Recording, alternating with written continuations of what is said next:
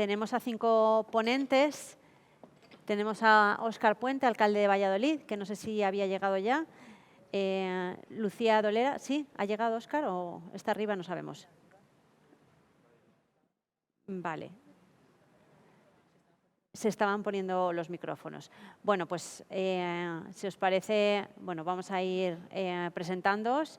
Lucía Dolera es directora de proyectos de APA Renovables. Tenemos también a Leonardo Herbás, director general de CIDE, Eva Saldaña, de Greenpeace, y ahora llega Joan Herrera. ¿Puedes subir? Muy bien. Pues muchas gracias. Y Óscar Puente, bienvenido, alcalde de Valladolid. Bueno, como comentaba en esta sesión, queremos un poco bajar a la realidad, ¿no?, que supone ese plan de recuperación para la transición energética, cómo se va a llevar a cabo desde cada una de las entidades. Y bueno, quería en primer lugar darle la palabra a Óscar Puente, alcalde, bienvenido. ¿Qué tiene que hacer una ciudad para poner en marcha un plan como este? Bueno, buenos días, lo primero, y gracias por invitarme. No sé si se me oye, me escucho muy bajito, ahora sí. Bueno, decía que buenos días y gracias por invitarme a esta jornada para aportar el punto de vista de las ciudades, ¿no? En este caso una ciudad de tamaño medio, pero también digamos que podría hablar en nombre de los distintos municipios de España. Lo primero, decir que el papel de las ciudades va a ser absolutamente clave en relación con este plan de recuperación, transformación y resiliencia, porque bueno, los datos así lo indican. La población española, como la europea, vive fundamentalmente en las ciudades. Estamos hablando de que el 70% de la población española está agrupada en ciudades y un porcentaje muy importante está en ciudades de más de 100.000 habitantes. Por tanto, ese es el primer dato, ¿no? El siguiente tiene que ver con lo que el plan de transformación y resiliencia tiene que aportar en torno al cambio de modelo, ¿no? En las ciudades se está produciendo una parte muy importante de la contaminación y, por tanto, en las ciudades está una parte muy importante de las soluciones para reducirla y para eliminarla, ¿no? Y en ese sentido, bueno, yo creo que es muy oportuno que desde el Gobierno se esté pensando en que las ciudades gestionemos al menos el 15% de estos fondos de recuperación. El ámbito de trabajo en las ciudades está claro, ¿no? Desde la planificación, porque yo creo que la planificación es la primera herramienta en torno a la cual tenemos que diseñar el futuro, hasta bueno, pues, todas las medidas que tienen que ver con la sostenibilidad, desde la movilidad, que en este momento vive una situación de encrucijada. Hay un cambio brutal en materia de movilidad y lo va a haber en los próximos años. La cuestión energética relacionada con la vivienda, todo lo que tiene que ver con la rehabilitación de la trama urbana ya existente. Yo creo que vamos claramente a un modelo en el que los nuevos desarrollos van a ceder protagonismo frente a la rehabilitación de la ciudad que ya existe, y en los planes de recuperación hay una parte muy importante destinada a ese cometido. La renovación de nuestras flotas urbanas, del transporte público. Vamos a una electrificación de la flota en los próximos años muy clara. El autoconsumo y el cambio de modelo de abastecimiento energético en las ciudades, lo comentaba con Joan ahí arriba. Yo creo que en los próximos años vamos a vivir una revolución en materia energética en las ciudades. Hablábamos de la necesidad de que no solo vengan fondos, sino que venga un cambio normativo que nos permita agilizar el proceso, porque yo siempre digo una cosa, hacia dónde vamos está muy claro, la cuestión es a qué ritmo vamos a llegar a dónde vamos, ¿no? Y nosotros queremos ir rápido, queremos que los ritmos sean rápidos, queremos hacer la transición hacia una economía mucho más sostenible en el periodo de tiempo más corto posible, y para eso necesitamos fondos, evidentemente, ahí están y van a estar en los próximos años, pero necesitamos también un paraguas normativo que nos permita avanzar, ¿no? Y bueno, digamos que a modo de resumen, una ciudad como Valladolid está con proyectos en marcha en este momento, preparándose para adquirir y acoger todos estos fondos. Tenemos en este momento proyectos por más de 350 millones de euros, es decir, no va a haber problema si hay dinero en que nosotros estemos preparados para recibirlo, tenemos los deberes hechos. Yo creo que en esta situación están la mayoría de los municipios de cierta entidad en España que tienen equipos y tienen gente capacitada para alumbrar proyectos interesantes que sean capaces de captar esos fondos, y la verdad que muy esperanzados con el momento tan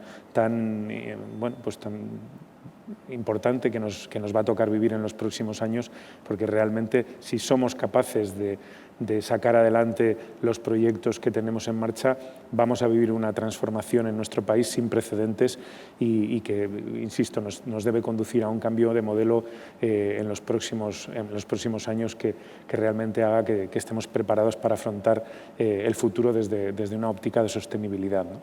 Pues ojalá sea así, alcalde. Muchas gracias. Lucía, por parte de APA Renovables, antes hablaba la secretaria de Estado de la necesidad de los recursos energéticos distribuidos. ¿Cuál es vuestro papel? Yo no sé si... Yo tenía una presentación porque sí, iba a hacer si una... si es breve. Sí, 5 minutos, sí, donde os voy a explicar pues, un proyecto en el que estamos totalmente involucrados de un proyecto europeo, donde bueno, pues se ve qué potencial tiene el poder hacer energía distribuida, ¿no? y esa democratización que la secretaria comentaba. Pues yo creo que han preparado aquí... que me voy a quitar la mascarilla. Aprovechando la pregunta, os voy a comentar un proyecto en el que estamos totalmente involucrados, europeo, que se llama Dress to Market, y bueno, cuyo objetivo realmente es analizar esa integración de las energías renovables y su generación distribuida en los mercados eléctricos europeos. Y así, bueno, pues permitirles proporcionar servicios de balance de acuerdo con criterios de mercado. O sea, realmente, en lo que estamos actualmente, estas subidas de precio del mercado mayorista, etcétera, y el papel que puede tener el autoconsumo para ser como un salvador de que pueda reducir nuestra factura eléctrica, pues este proyecto que dura 30 meses, es una buena respuesta de todo lo que se va a analizar, a simular, etcétera, pues puede dar mucha respuesta a esta inquietud que tenemos. Y bueno, también es un proyecto que está enmarcado en un momento en que la competitividad de las tecnologías renovables es muy, muy bueno. También se está avanzando muchísimo en los temas de almacenamiento, que también es fundamental para el tema de la gestionabilidad, también el tema de la digitalización es fundamental, y bueno, pues todo esto va a facilitar que esa integración de las renovables en los sistemas y en el mercado eléctrico, pues realmente se haga de una manera mucho más consistente y mucho más eficiente. Este proyecto formamos parte 15 miembros, representando a 6 países de la Unión Europea, y tenemos operadores de mercado, operadores de red, proveedores de soluciones tecnológicas, prosumidores, minoristas, que pueden desarrollar el rol del agregador, diferentes actores del sector energético, instituciones y bueno, consultores de gran experiencia en integración de las renovables en los sistemas eléctricos. Representamos a 6 países, como os he dicho: Austria, Francia, España, Grecia, Noruega y Polonia, y sobre todo destacar el gran elenco de gran profesionales y empresas que forman parte de este consorcio y que son españoles. Está OMIE, IDAE, INDEAE, Deloitte, Gesternova y APA Renovables como coordinador. Pues aquí os voy a explicar un poco cuál es la estructura que hemos seguido en este proyecto. Primeramente, este proyecto empezó en agosto del 2020 y terminará en enero del 2023. Y lo que estamos haciendo, lo que hemos hecho hasta ahora, primeramente ha sido identificar aquellos componentes que van a formar parte de las instalaciones renovables y vamos a identificar sus condiciones técnicas. Hemos analizado absolutamente los inversores, los sistemas de almacenamiento, posibilidades de vehículo eléctrico, cargadores, etcétera. Todos los componentes técnicos se han analizado y sus características técnicas. También se han analizado cuáles son las barreras regulatorias y técnicas que hay en los distintos países de la Unión Europea para ver a qué nos tenemos que enfrentar y que puedan facilitar esa integración en el sistema eléctrico y que, en función de las señales que dé el mercado, pues dar una señal u otra al consumidor o a la generación. Una vez que también hemos analizado también los códigos de red, también hemos analizado los mercados eléctricos europeos, tanto sobre todo los intradiarios y los continuos. Pues una vez que hemos analizado todo, las barreras, hemos también identificado los KPIs, que estos son los indicadores claves de desempeño, tanto técnicos como económicos, regulatorios, medioambientales y también sociales. Pues una vez que tenemos toda la visión de cómo está el sistema, vamos a identificar 15 casos estudio para simularlos, siempre con datos reales.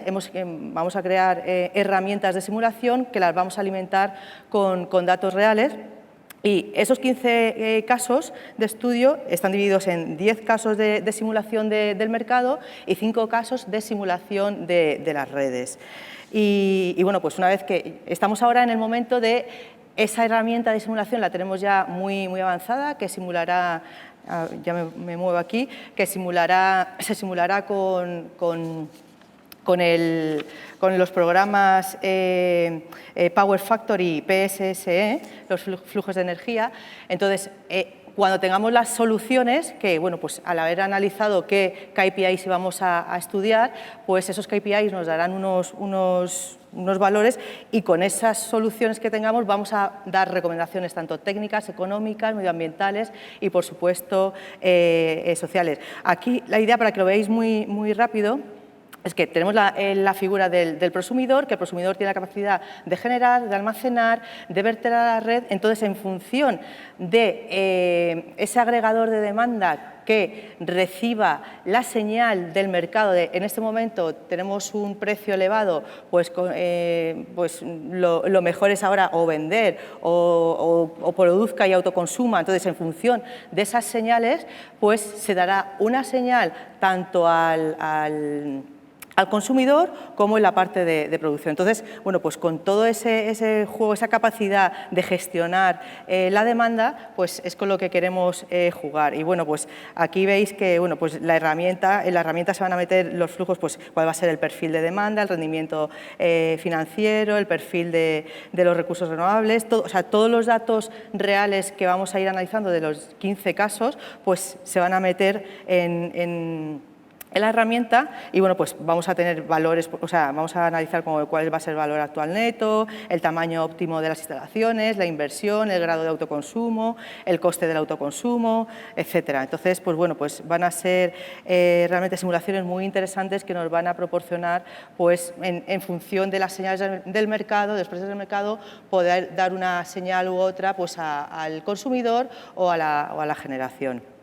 Y bueno, estos son los 15 casos, no me voy a parar en todos ellos, pero bueno, pues aquí veis el caso de estudio del mercado, pues se va a analizar, uno de ellos va a analizar el impacto de penetración masiva del autoconsumo fotovoltaico, otro el gran impacto de penetración de las renovables en el sistema energético, otra la participación de recursos de flexibilidad local en el mercado mayorista a través de agregadores de energías renovables con el objeto de maximizar los beneficios y recursos locales, también las comunidades energéticas, integrar grandes volúmenes de energías renovables de demanda flexible en el mercado intradiario, también el vehículo eléctrico, almacenamiento, registro de agentes de mercado y procesos de habilitación de la generación eléctrica distribuida. Eso es en caso de estudios de mercado y en el de las redes pues vamos a evaluar también cuáles van a ser los desafíos técnicos de los generadores distribuidos que proporcionan una respuesta de frecuencia rápida y soporte al voltaje, o sea, también con los sistemas de almacenamiento. También el tema de la repotenciación de las instalaciones, el tema de la hibridación de las instalaciones, el tema de servicios de soporte de red avanzados de generación renovable. Entonces, un poco esta es la visión y bueno, pues estamos en ese momento que vamos a empezar a meter todo en nuestra gran herramienta de simulación con los datos y bueno, pues ya empezar a tener soluciones. Muy bien, pues Lucía. nada, pues muchas gracias por vuestra atención. Pues mucha suerte, que salga muy bien ese proyecto. Quería darle la palabra ahora a Leonardo para conocer un poco el papel de las pequeñas distribuidoras en el plan de recuperación. Muchas gracias, María, y bueno, muchas gracias, Eida, por la invitación a estar hoy aquí. Respecto al papel de los pequeños distribuidores, bueno, lo primero es pensar en el plan, qué es lo que creemos que va a necesitar, y creemos que va a necesitar cercanía, va a necesitar llegar a los ciudadanos, porque, bueno, lo comentamos ahora con la Secretaría de Estado, que hacer llegar estos fondos europeos pues no es fácil al ciudadano de a pie, ¿no? Y nosotros, como pequeños distribuidores de electricidad, somos especialistas en eso, porque llevamos 100 años estando en el terreno, en pequeñas localidades y distribuyendo y teniendo una relación de día a día con nuestros vecinos, ¿no? Porque para nosotros no son consumidores, sino que son vecinos que les conocemos en el día a día, tenemos oficinas presenciales en las que vienen y pueden tener contacto directo con nosotros, y sin duda creemos que ese es un papel que podemos contribuir de forma clara. Y no solo con lo que es el consumidor, sino también con la administración local, ¿no? Porque nuestras redes al final tenemos que tramitar muchos aspectos de ellas con los alcaldes, con los ayuntamientos, y creemos que tenemos una relación privilegiada con ellos que se puede utilizar, se puede aprovechar para hacer llegar los fondos, ¿no? Además creemos que es una oportunidad el plan de recuperación para las zonas despobladas, ¿no? Estamos hablando de municipios de menos de 5.000 clientes, habitantes. Nosotros, la mayor parte de nuestros distribuidores están en este tipo de municipios y conocemos perfectamente qué es lo que ocurre y qué acontece en estas zonas, ¿no? Y lo conocemos hasta el punto que este año hemos lanzado una iniciativa que ya es una realidad, es el Observatorio de la Descarbonización Rural. Es un observatorio que llevamos 2 años trabajando y que lo que pretende es hacer un seguimiento de cómo evoluciona la transición ecológica en las zonas específicamente rurales, ¿no? Y de aquí identificamos unas oportunidades clarísimas, ¿no? En el cual el plan de recuperación puede permear clarísimamente en las zonas despobladas. Os voy a dar algunos datos, ¿no?, que hemos extraído de las conclusiones. En cuanto a lo que son usos energéticos, después de encuestas que hemos hecho a los ciudadanos, tanto en la parte doméstica como en la parte industrial, se extrae que el 60% utiliza cocina eléctrica, ¿vale?, como uso, con lo cual tenemos un 40% potencial de desarrollo para sustituirlo por medio eléctrico, ¿no?, vector eléctrico. El calentador de agua es el 25%, la calefacción eléctrica el 22% de uso y el vehículo eléctrico solo el 2%, con lo cual hay un potencial altísimo para cubrir esos usos energéticos. Y si profundizamos en lo que es el vehículo eléctrico, nos ha sorprendido mucho el resultado que cuando hemos preguntado si tienen intención de sustituir su vehículo y comprar un vehículo eléctrico, el 94% nos han dicho que no lo van a hacer en los próximos 5 años. Con lo cual, es un dato que te hace pensar que hay que llegar a la ciudadanía y explicarle las ventajas que tiene la electrificación y la movilidad alternativa, no la tradicional por motores de combustión.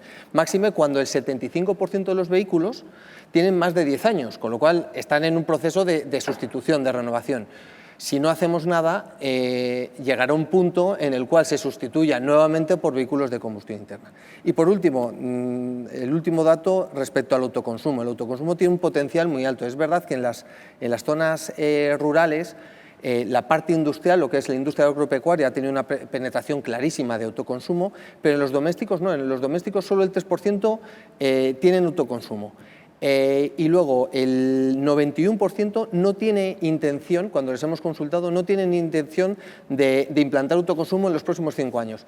Con lo cual hay un potencial clarísimo en el cual debemos llegar a la ciudadanía, tenemos que actuar, tenemos que estar allí y, por supuesto, nosotros desde CIDE, como asociación que agrupa a los pequeños distribuidores, y luego nuestros distribuidores que están en el terreno, pues podrán contribuir a ello, ¿no?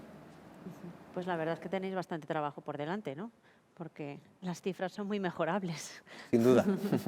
Bueno, Eva, por parte de Greenpeace, ¿cómo veis el plan de recuperación? ¿Qué le falta o qué le sobra?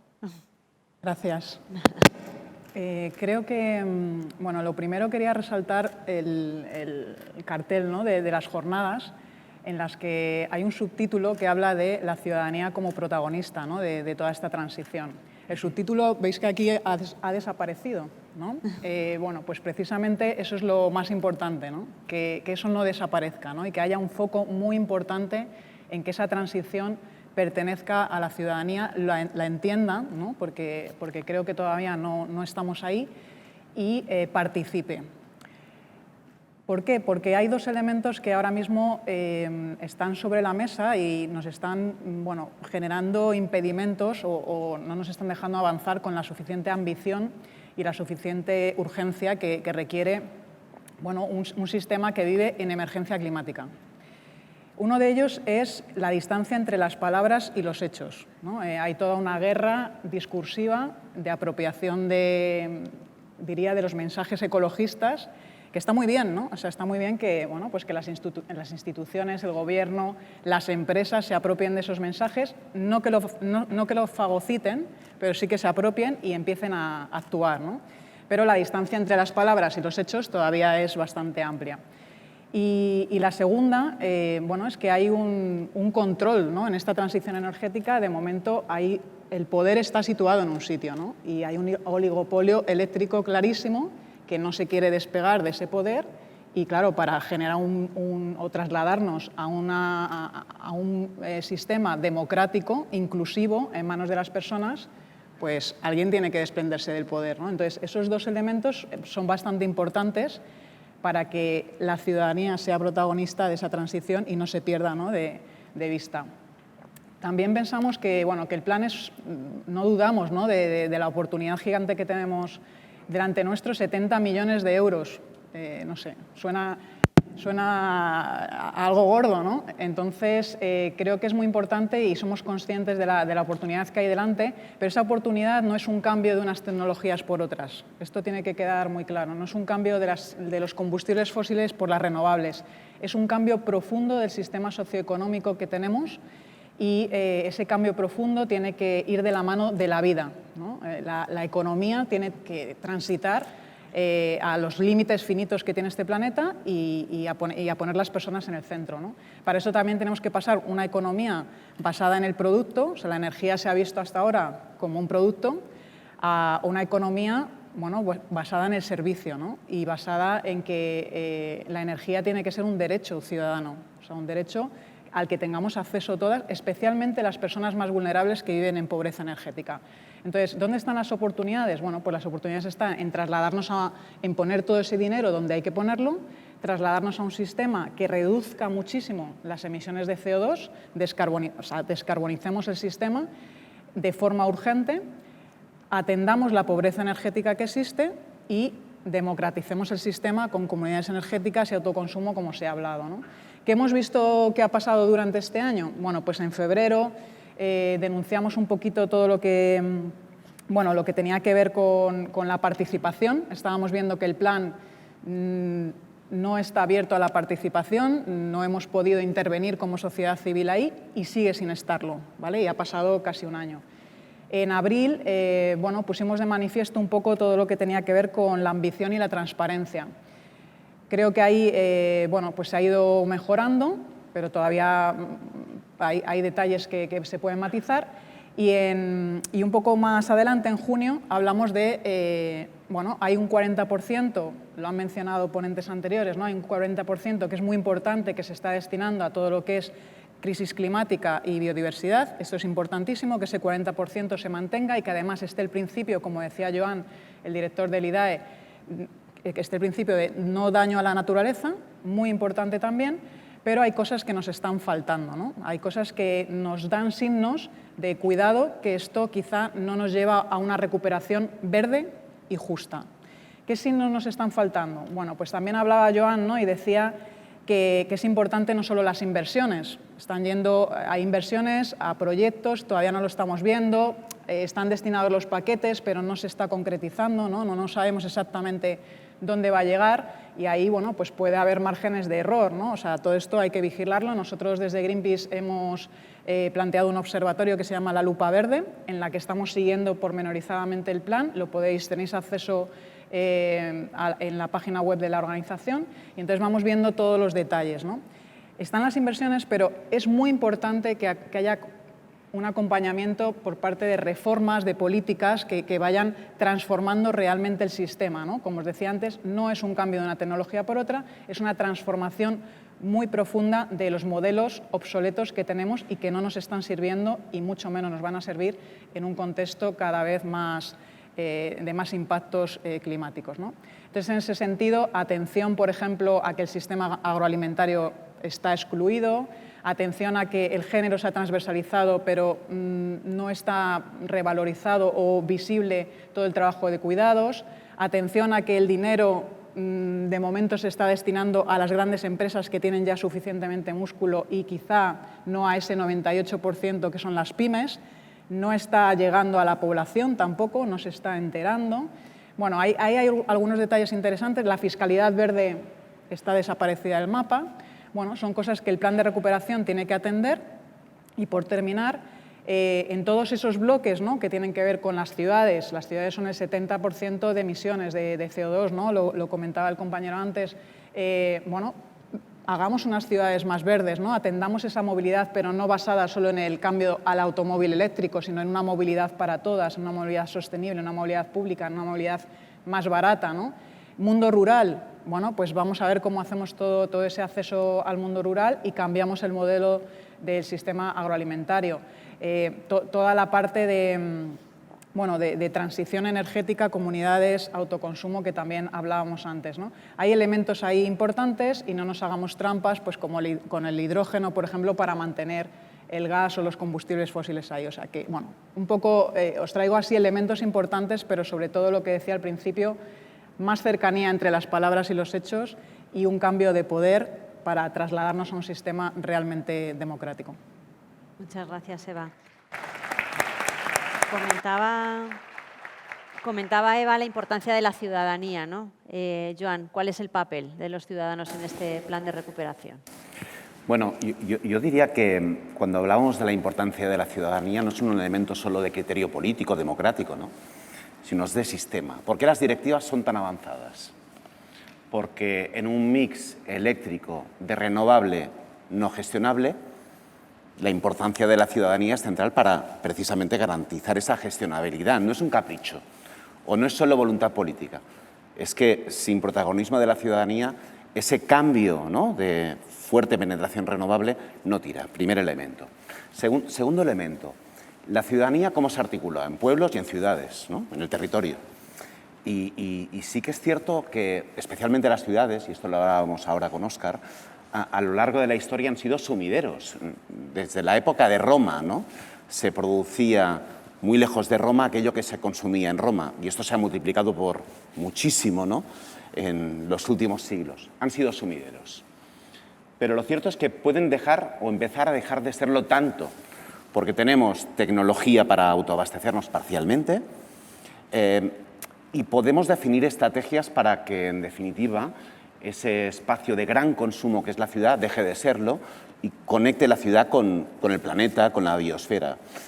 Por tanto, fijaros, ¿no?, marco normativo a nivel europeo que da protagonismo a la ciudadanía. La Directiva Europea del Mercado Interior de Electricidad es, yo creo que el mejor ejemplo, mejor incluso, ¿no?, que la Directiva de Renovables. Y luego un escenario de oportunidad porque tenemos tecnología para hacerlo y un marco normativo que se acerca. Entonces, ¿qué creo que podemos ofrecer, ¿no? Yo creo que podemos ofrecer desde la ciudad generación, estrategias de movilidad compartida que nos están ofreciendo, ganar las calles para quitar de las calles en parte al vehículo, ¿no?, que ocupa el 70% del espacio público, y luego rehabilitación muy intensivo en generación de ocupación.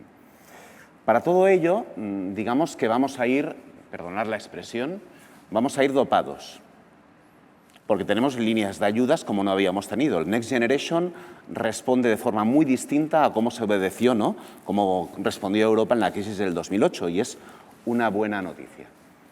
Pero la pregunta es, ¿quiero dopaje o quiero reglas? Bueno, el dopaje no le vamos a hacer ascos, pero sobre todo queremos reglas, normas, derechos. Entonces, cuando tú me preguntabas, María, la ciudadanía, ¿qué aliciente tiene la ciudadanía en un municipio para juntarse con empresas locales o con el municipio para articular estrategias que vayan más allá del autoconsumo compartido en 500 metros? No hay regla. ¿Hay un impedimento técnico que nos permita ir más allá de los 500 metros en autoconsumo compartido? No lo hay.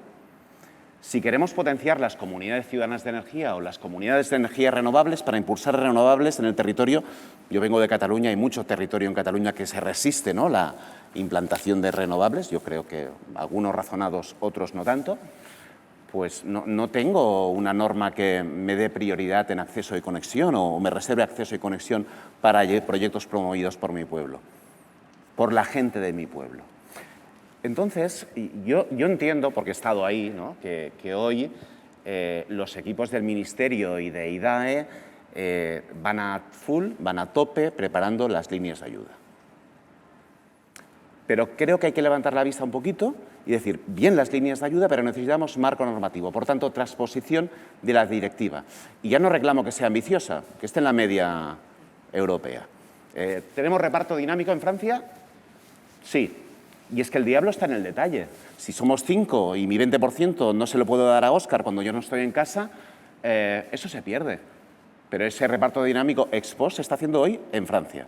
¿Podemos ir a autoconsumo compartido, como dice la CNMC, 5 megas, 5 kilómetros o 2 kilómetros, como hacen en Francia? La respuesta es sí. Y quizás yo en el Prat lo que conseguiré es que la cubierta del polígono, que está a más de 500 metros, como os podéis imaginar, llegue a el consumidor doméstico. Hoy, cuando Ana Martín Cuello y yo, concejala del Ayuntamiento del Prat, discutíamos con la secretaria para constituir la comunidad ciudadana, nos decía la secretaria con buen criterio, pero si no está traspuesta la directiva. Y nosotros le decíamos que sí, que es ley, pero no lo está. Y estoy seguro que cuando Jordi Mazón o Carmen García Lores Viladecans, Prat, vayan a vender un proyecto al equipo de gobierno, a lo mejor tienen dificultades porque el marco normativo no está. Entonces, cuando se pase el dopaje, ¿qué? Y yo creo que cuando se pase el dopaje lo que tenemos que garantizar es que simplemente tenemos un buen marco normativo.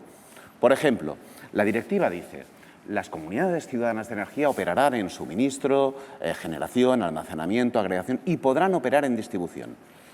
No te preocupes, de hoy para mañana, si a nosotros el Prat nos dicen operad en distribución, no podemos, porque no sabemos. Pero sería razonable y sensato que cuando yo tenga un porcentaje muy elevado de los consumidores del municipio donde actúo o de la energía que suministro, e incluso de la mano de una distribuidora que tiene el conocimiento que no tengo yo, pueda operar en distribución valorando justiprecio esos activos de distribución, sería sensato y razonable. Entonces, ¿por qué digo todo esto, María? Porque yo creo que el momento es único. Perdonar, es decir, yo entiendo, hay veces que el greenwashing nos duele, pero bueno, pues bienvenido, ¿no? No sé, has llegado tarde, pero bien, estás aquí conmigo, va, bien. Pero el momento es único, pero tenemos que darnos cuenta que si queremos aprovechar el escenario para que esto quede, en este país tan pobre en combustibles fósiles y tan rico en viento, en sol, ¿no?, en renovables, lo que tenemos es que tener un marco normativo que permita canalizar eso, la participación ciudadana, ¿de la mano de quién? De entes locales, de empresas, para garantizar el cambio. Y creo que ahí lo importante va a ser las ayudas, sí, van a ir bien, pero aún más determinante va a ser que tengamos en un tiempo sensato y razonable una transposición de las directivas de acuerdo con lo que está pasando en Europa. Oye, si es más, mejor, pero como mínimo de acuerdo con lo que está pasando en Europa. Gracias. Pues muchas gracias, Joan. Antes de pasar al descanso que tenemos, quería pediros brevemente un titular, que a los periodistas nos encanta esto. ¿Cómo veis España en 2030 con este plan de recuperación? ¿Qué habremos conseguido o cómo veis que podremos estar? En las ciudades, Óscar, ¿cómo ves Valladolid? Esta pregunta me la hicieron ayer en un foro sobre movilidad. Bueno, si hay que dar un titular, yo lo que espero es que en 2030 en España haya un cambio de mentalidad, porque de lo que estamos hablando de muchas cosas grandes, pequeñas, pero todas tienen un hilo conductor común, y es que hay que cambiar la cultura, la mentalidad de un país, hay que cambiar la cultura de la movilidad. Una ciudad como Valladolid, por ejemplo, tiene un 50% de los desplazamientos a pie, un 17% de los desplazamientos en transporte público, pongo este ejemplo porque es muy elocuente, y un 4% en otros modos de movilidad sostenible como la bici, el patinete, etc. El 30% restante se mueve en coche, pero de ese 30%, un 20% lo hace solo para recorrer menos de 1 kilómetro. Es decir, podríamos cambiar a tener solo un 20% de desplazamientos en coche en Valladolid, en vehículo privado, y el 80% en formas de movilidad 100% sostenible, ¿no? Eso que parece fácil es muy complicado, porque exige un cambio de mentalidad. Yo lo que espero es que de aquí a 2030, con todas las cosas que seamos capaces de implementar gracias a los fondos, gracias a decisiones políticas audaces, suponga que en España de verdad se produzca un cambio de mentalidad. Pues ojalá sea así. Lucía, ¿cómo lo Yo veis? un poco alineado, yo veo a 2030 que ojalá cumplamos todo lo que está planificado, que bueno, que está muy bien que tengamos una planificación, pero que hayamos sido capaces de, como decía Joan, por ejemplo, tener un marco regulatorio estable para todas las posibilidades que tenemos. O sea, realmente como vivimos ahora mismo la energía, al paradigma hacia el que vamos, yo creo que no somos realmente conscientes. O sea, técnicamente estamos, yo creo que muy avanzados, necesitamos ese apoyo regulatorio, o sea, y que no haya cambio, esa estabilidad regulatoria es fundamental, y la capacidad de nosotros, o sea, de todos los que formamos parte o que estamos en este sector, de llegar al ciudadano, que el ciudadano conozca y ya no dude en que es un autoconsumo, de que es un agregador de demanda, o sea, que pueda coger el vehículo eléctrico, que pueda cargarlo, que no tenga miedo, que no piense que son caras, que no piense en impuestos, que todavía hay temas que todavía están ahí. Tenemos que seguir esa labor divulgativa para eso, para realmente hacer el ciudadano el centro de esta transformación energética. O sea, y tenemos una labor regulatoria y sobre todo divulgativa, llegar al ciudadano con frases fáciles. No es un tema fácil, es bastante complejo, pero tenemos que ser capaces de llegar al ciudadano, incluso bueno, pues desde la administración también, pues buscar ejemplos, que sean ejemplos, buscar instalaciones piloto, etcétera, que la gente lo pueda ver, que nuestro vecino se lo ponga, que nos llegue. O sea, el ejemplo, o sea, la parte ejemplarizante de qué es lo que pasa al vecino también es muy importante. Y bueno, pues eso forma parte de, bueno, de ir cambiando la mentalidad, y también, bueno, desde la educación también es muy importante, desde los colegios, pues que nuestros hijos, pues esto ya no debatan estas cosas porque lo vean normal. Gracias, Lucía. Leonardo, a ver si estas cifras, ¿tú crees que en 2030 habrán mejorado un poco? Espero que sí. Vamos, nosotros estamos trabajando para ello, ¿no? Si me preguntas un titular, yo te diría, me gustaría que en el 2030 pudiéramos decir la electricidad repobló mi pueblo, ¿no? Eso sería un titular que sería muy bonito y que sería algo que demostraría que el plan de recuperación pues, ha servido para en parte, luchar contra la despoblación. Y luego, un poco en alusión a lo que ha comentado antes Joan, no me puedo resistir y hacemos un poco de debate. Yo entiendo que hay muchos objetivos pues que todos tenemos, ¿no? Nosotros compartimos con vosotros muchos de los objetivos, no el que has comentado específicamente de gestión de redes, por muchos motivos, ¿no?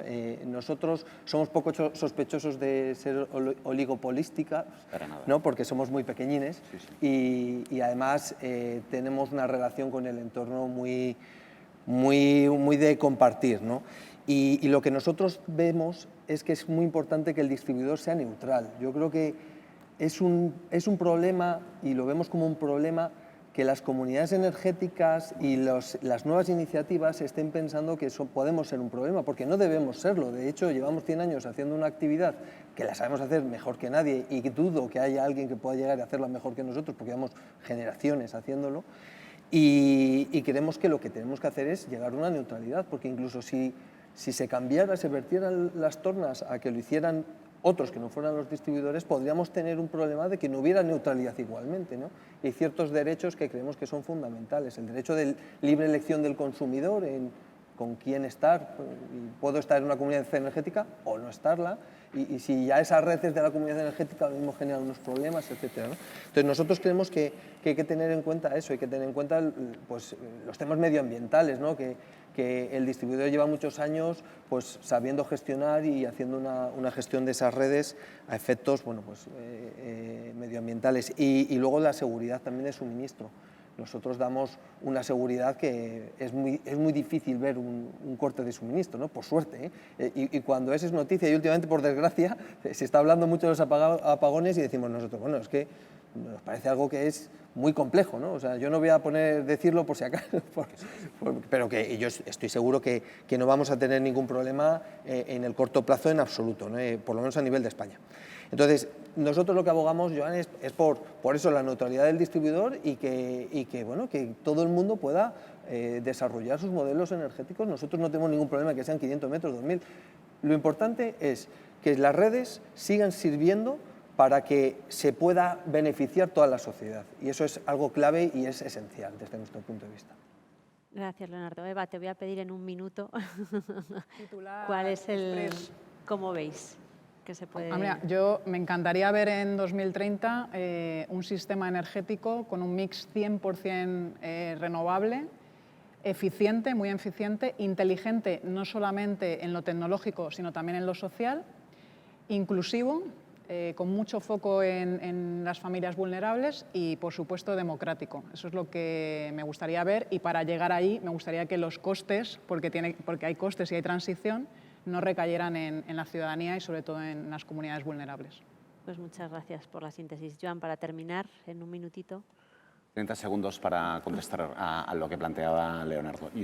Es decir, el elemento central de la transposición de la directiva no es si se opera en distribución o no, porque eso no va a pasar pasado mañana. Yo digo, planteemos escenarios y en cualquier caso garanticemos esa neutralidad. Yo estoy de acuerdo que desde CIDE expresáis y representáis esas distribuidoras que expresan y representan neutralidad, pero todos sabemos la existencia de un principio, que es el principio de monopolio natural, que hay veces, digámoslo soft, suave, que está algo reñido con el principio de neutralidad. Dicho esto, yo creo, es decir, podemos estar de acuerdo en cualquier caso en que necesitamos herramientas y un marco precisamente como existe en otras partes. Incluso aislando el debate de si se opera en distribución o no, porque es un elemento que deja de forma facultativa la directiva. Yendo al titular que planteabas, yo creo que en 2030 lo que tenemos que conseguir es escenarios de cambio. El primer cambio es la movilidad. Un informe de Deloitte del 2018 lo que explicaba es que el principal consumo energético en ciudades está en movilidad, más en Sevilla que en Barcelona, más en Barcelona que en Valladolid, por un elemento climático, ¿no? Pero este es el primer elemento. Segundo elemento, mucha rehabilitación energética, porque es lo que genera ocupación de forma intensiva y nos permite precisamente también bajar consumos, elemento clave. Y en tercer lugar, un escenario energético a poder ser 100% renovable, pero con protagonismo de la ciudadanía, porque la gente tiene ganas. Y si damos los cauces, la gente va a hacer de la energía un vector de transformación. La energía no ha estado en la agenda, por ejemplo, municipal. No hay técnicos, hay pocos técnicos muy buenos, pero pocos técnicos en materia de energía a nivel municipal. Hay técnicos en servicios sociales, en cultura, pero no en esto. Bueno, yo creo que la energía es el principal vector de cambio de este país tan rico en sol y en viento, tan pobre en combustibles fósiles, y hay que aprovecharlo. Muy bien, pues ojalá sea así. En 2030 nos volvemos a ver aquí, a ver qué se ha cumplido.